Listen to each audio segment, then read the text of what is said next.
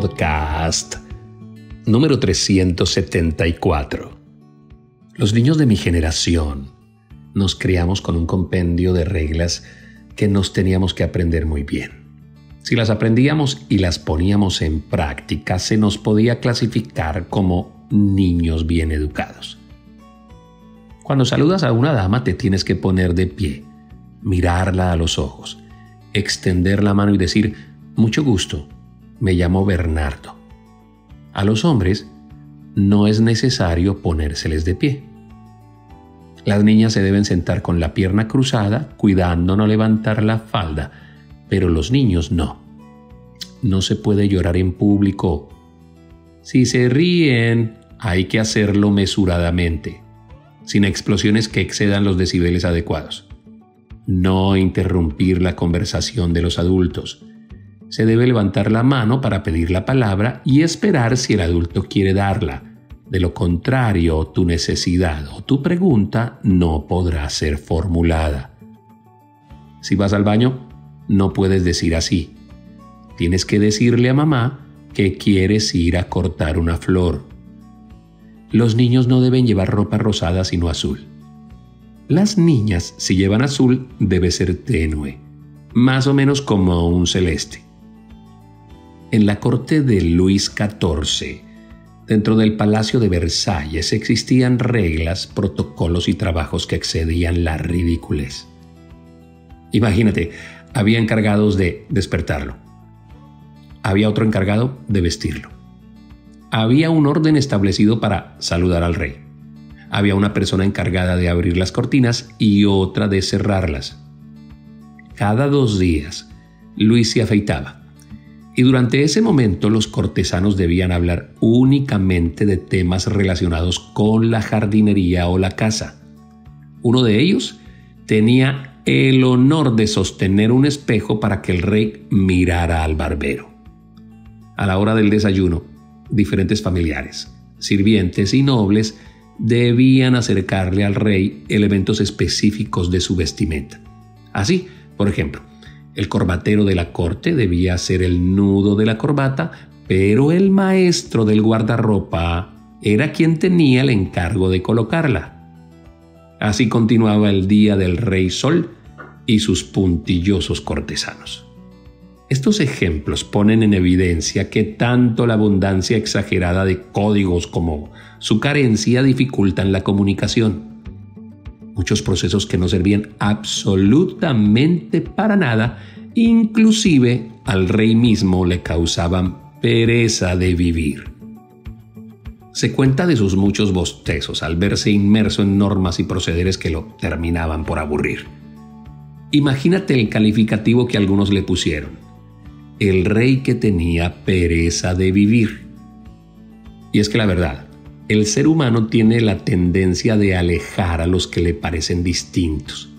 Exaltamos la normalidad y todo lo que se mantenga dentro de ella y nos incomodamos cuando el Espíritu Santo utiliza nuevas formas para manifestar su obra. Dímelo a mí, que soy continuo blanco de las críticas de aquellos que creen que para ser pastor primero debería abandonar mi labor como comediante. Le ponen una norma a la hora de predicar el Evangelio. Y claro que las normas y las formas son importantes. Ellas mantienen el orden y el equilibrio, pero Jesús siempre defendió el amor y la libertad por encima de las costumbres y de las formas. Eso fue lo que criticó de los fariseos, quienes se fijaban en las normas, pero descuidaban el amar al prójimo. En Romanos capítulo número 14, el apóstol Pablo nos llama a mantener ciertos procedimientos, porque hay cristianos débiles en la fe a los que les seríamos piedra de tropiezo si nos ven comiendo esto o aquello. Los llama débiles. Los llama débiles en la fe a esas personas que creen que tenemos problemas con Dios por lo que comemos o por lo que bebemos. O realizamos una labor en un día en que no se debe hacer, o lo hacemos de la manera indebida sin cumplir los códigos morales para hacerlo. Para ellos, todo tiene una regla, un protocolo y un encargado. He encontrado y he estado en iglesias y ministerios en donde todo está hecho para que nada se haga.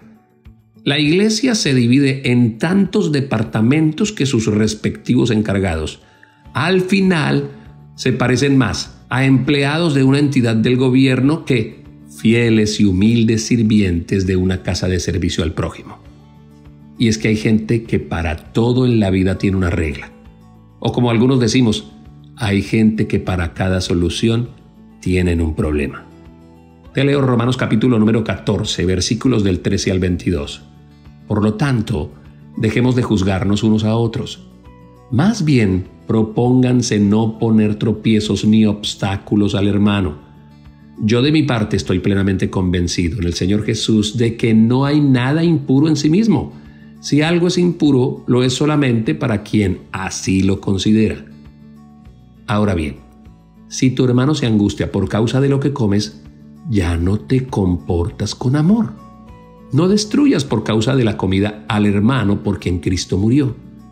En una palabra, no den lugar a que se hable mal del bien que ustedes practican, porque el reino de Dios no es cuestión de comidas o bebidas, sino de justicia, paz y alegría en el Espíritu Santo. El que de esta manera sirve a Cristo agrada a Dios y es aprobado por sus semejantes.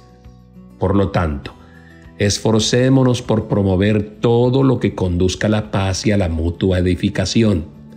No destruyas la obra de Dios por causa de la comida. Todo alimento es puro. Lo malo es hacer tropezar a otros por lo que uno come. Más vale no comer carne, ni beber vino, ni hacer nada que haga caer a tu hermano. Así que con la convicción que tengas tú al respecto, manténla como algo entre Dios y tú. Dichoso aquel a quien su conciencia no lo acusa por lo que hace, pero el que tiene dudas en cuanto a lo que come se condena, porque no lo hace por convicción, y todo lo que no se hace por convicción es pecado. O sea, según Pablo, que por amor a los demás debemos a veces cumplir normas que nos parecen ridículas con tal de amar al débil que tiene su confianza depositada en ellas. Los cristianos no vivimos con el lema de yo no vivo mi vida para los demás, me resbala lo que los demás piensen de mí. No, eso no es bíblico. Los cristianos sí debemos vivir para los demás porque debemos ser luz y ejemplo para ellos. La única manera en que yo no le cumplo los estándares que me quieren implantar las demás personas es cuando me incitan a ir en franca rebeldía a los principios de Jesús. Pero por amor a Él, a su ley, ando pendiente en la medida en que pueda satisfacer los estándares que los demás impongan sobre mí, a pesar de que a veces me parecen reglas ridículas. Mira lo que Pablo dice en 1 Corintios capítulo número 10, versículo 33. Hagan como yo, que procuro agradar a todos en todo. No busco mis propios intereses, sino los de los demás para que sean salvos. Eso se llama defiendan el testimonio ante los demás porque es importante. Entonces, este podcast es un amable llamado al equilibrio. No atiborremos de reglas absurdas el hermoso evangelio de Jesús, pero tampoco dependamos de que no existan para no continuar avanzando a pesar de las cortapisas que algunos hermanos quieran implantar. Vivamos con libertad a esa que nos ha llamado el Señor. Que Dios te bendiga.